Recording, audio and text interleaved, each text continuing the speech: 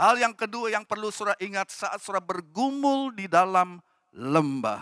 Yang kedua, ingatlah bahwa Tuhan selalu mempunyai maksud tujuan di dalam lembah saudara. Sekali lagi, kalau saudara berada dalam lembah, maka ingat ini bahwa Tuhan selalu mempunyai maksud tujuannya di dalam lembah saudara itu. Dan saudara, Mazmur yang baru kita baca, Mazmur 23 yang ditulis oleh Daud, itu Mazmur bicara tentang kebaikan Allah. Diperkirakan Mazmur itu ditulis pada masa Daud sudah tua. Dia mengambil kesimpulan daripada perjalanan kehidupannya dari muda sampai tua dan dia tulis Mazmur 23. Itu pengalaman hidup dia. Dia menyimpulkan bahwa Tuhan yang dia layani, Tuhan yang dia iri adalah Tuhan yang baik, saudara. God is good. Itu kesimpulan hidup Daud. Dia tulis dalam Mazmur 23. Pengalaman kehidupan dia bukan muda lagi tulis Mazmur 23, saudara. Ya. Jadi saudara, Tuhan baik. Yang percaya katakan amin. God is good. Tuhan tidak dapat berbuat jahat. Enggak bisa dia. Dia Tuhan yang baik. Mustahil Allah kita di dalam Yesus Kristus berbuat jahat. Tuhan hanya dapat berbuat baik di dalam kehidupan anak-anaknya. Yang percaya katakan amin. Tuhan selalu mempunyai rencana yang baik untuk hidup saudara. Jadi saudara, dalam setiap lembah kehidupan yang saudara jalani, yang saudara alami, ingatlah bahwa Tuhan mempunyai maksud tujuan yang baik di ujung sana yang mungkin sekarang saudara belum dapat melihatnya. Mari kita baca lagi Roma pasal 5. Roma 5 ayat 3 sampai 5. Roma pasal 5 ayat 3 sampai 5. Dan bukan hanya itu saja. Kita malah bermegah juga di dalam kesengsaraan kita. Di dalam pengalaman lembah kita bermegah. Karena kita tahu bahwa kesengsaraan itu menimbulkan apa? Ketekunan. Ayat 4. Dan ketekunan menimbulkan apa? Tahan uji. Dan tahan uji menimbulkan apa? Pengharapan. Saudara, Tuhan mau menjadikan kita umat yang berpengharapan di tengah-tengah lembah kekelaman, di tengah lembah yang saudara membuat orang lain takut. Kita masih punya pengharapan. Jadi saudara, Tuhan selalu mempunyai rancangan yang baik. Kalau kita lihat ayat 5 katakan, ya, Roma 5 ayat 5, dan pengharapan itu tidak mengecewakan. Haleluya. Yang percaya katakan amin. Pengharapan itu tidak mengecewakan. Banyak pengharapan dalam dunia, tapi pengharapan palsu.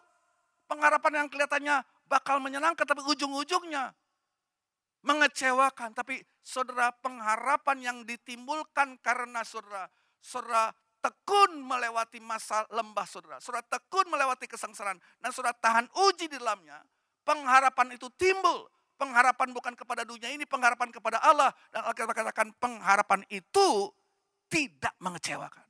Pengharapan kepada Allah itu ya tidak mengecewakan. Jadi saudara perhatikan bahwa lembah diizinkan di dalam hidup kita. Untuk apa? Mengerjakan karakter dalam hidup kita. Supaya apa? Supaya ketekunan bisa timbul. Supaya tahan uji bisa timbul. Dan ujungnya pengharapan itu timbul. Kalau orang sudah tidak punya pengharapan di tengah situasi yang gawat sekarang ini. Mereka bunuh diri. Mereka lemah.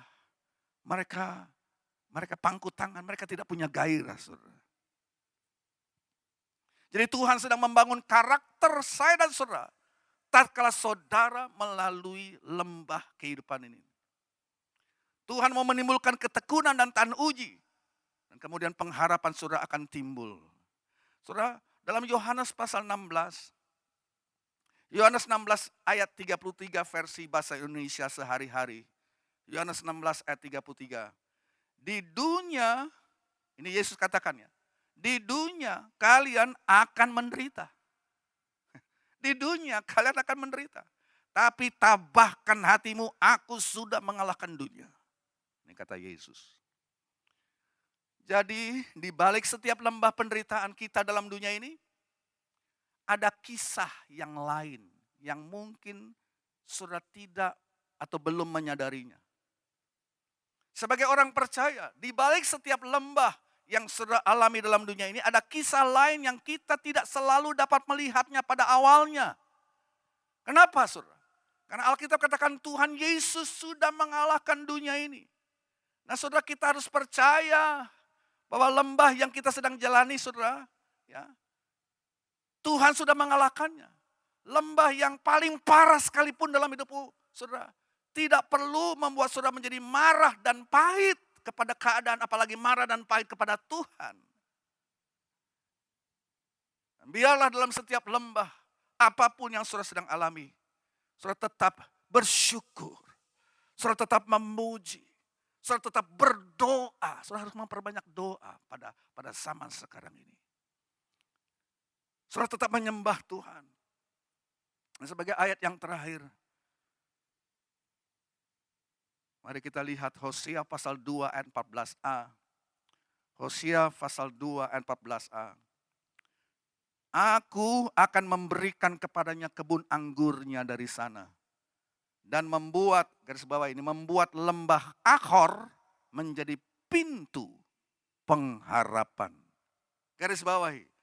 Tuhan akan membuat lembah Akor menjadi pintu pengharapan. Lembah Akor itu dalam bahasa aslinya, bahasa Ibrani itu berarti Akor itu masalah. Ya, lembah masalah. Atau Akor berarti juga lembah kesukaran.